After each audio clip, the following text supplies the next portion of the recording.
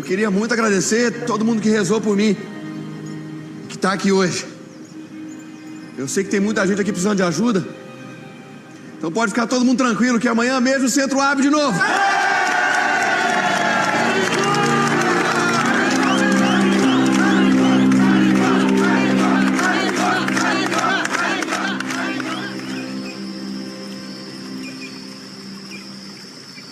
Tá agoniado por quê? Se o Dr. Jair te visse aqui, ia ter um treco. Ele falou pra mim pra não receber mais nenhum famoso. Mas o famoso aqui é você. Como está seu problema de coração, irmão? Tá aqui, Chico. Nem todos são curados, né? E tantos irmãos reclamam de você. Dizem que você não é um kardecista ou um espiritualista de verdade. Isso é uma bestagem, meu amigo. Num país como o nosso, ser médium não devia ser crime. Você está mudando isso. Será? Está. E, infelizmente, quem não crê precisa enxergar. Sabe, Arigó, não crie conflitos em si mesmo. Isso aqui é apenas uma passagem.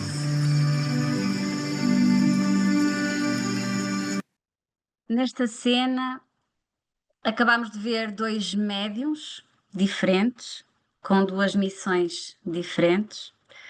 Por um lado, José Arigó, no campo da cura física e espiritual com o Dr. Fritz, exercendo diretamente a caridade sobre os mais necessitados.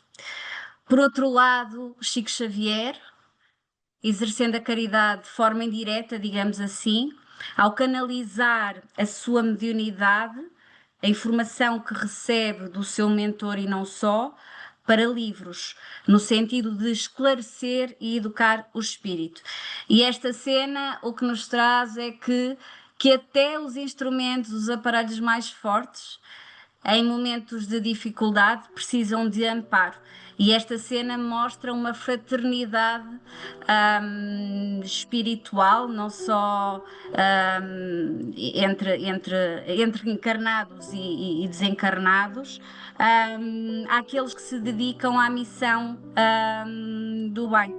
É uma coisa que vocês têm que... Vocês percebem isso? Isso é muito inerente a quem estuda a espiritualidade. Quando Jesus designa os médiuns que vão descer à Terra, reencarnar, as equipes médicas espirituais, as equipes espirituais, né? É muito do que acontece nas últimas cenas do filme O Mensageiros, que a gente vai analisar aqui daqui a pouco, um dia, que é quando o Aniceto, ele escala seres que vão reencarnar para poderem fazer determinado centro espírita, no caso dos mensageiros. Vamos elevar um pouquinho mais e vamos pensar em Jesus, tá?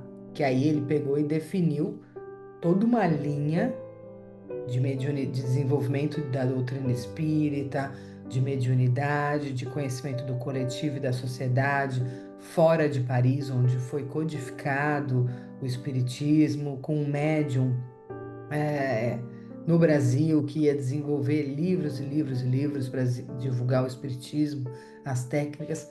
Só que aí, quando vem um como Chico Xavier, que é um missionário, vem outros tantos em vários campos da mediunidade fortalecer o movimento espiritual. Eu não vou nem falar o movimento espírita, tá? Porque teve gente de várias religiões. E a gente teve... Aí a gente percebe... Gente, sempre pensem nisso. O segredo para entender a espiritualidade é entender a reencarnação, a história da humanidade, a sociologia e a filosofia. É aí que você vai fazer 1 mais 1 igual a 2 e entender a espiritualidade aplicada na Terra.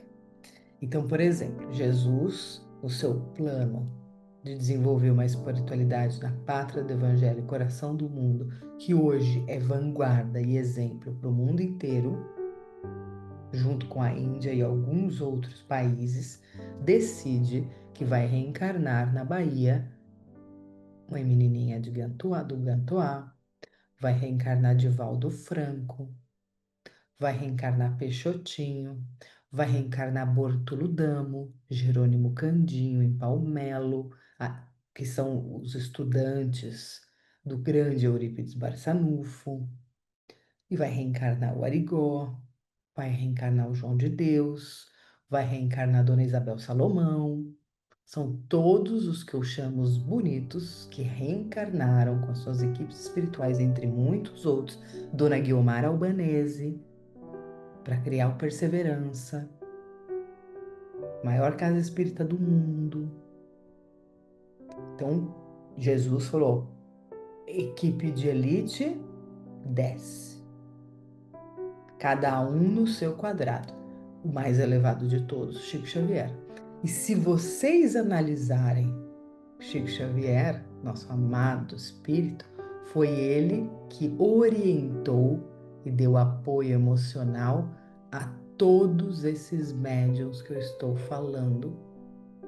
Um pouquinho menos uma menininha do Gantoá, porque ainda tinha muita polêmica em relação ao candomblé no Brasil, que ela veio trazer mais perto da sociedade, tá? Mesmo assim, telepaticamente, os dois eram extremamente conectados. Aí o que acontece? O Arigó, um espírito missionário, mas com muitos débitos kármicos, reencarna e o Chico orienta ele, como orientou tantos outros, Valdo Vieira, e por aí vai. E aí ele pergunta para ele, porque o Chico Xavier ele conseguia ler a alma, não só o pensamento.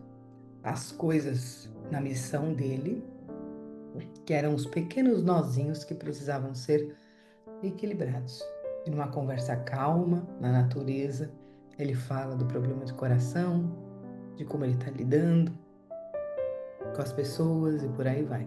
Então, tentem entender o projeto de Jesus para a reencarnação de muitos seres que contribuíram para a espiritualidade mundial a partir do Brasil, tá? Então, assim, isso é bem importante que vocês tenham esse olhar do alto.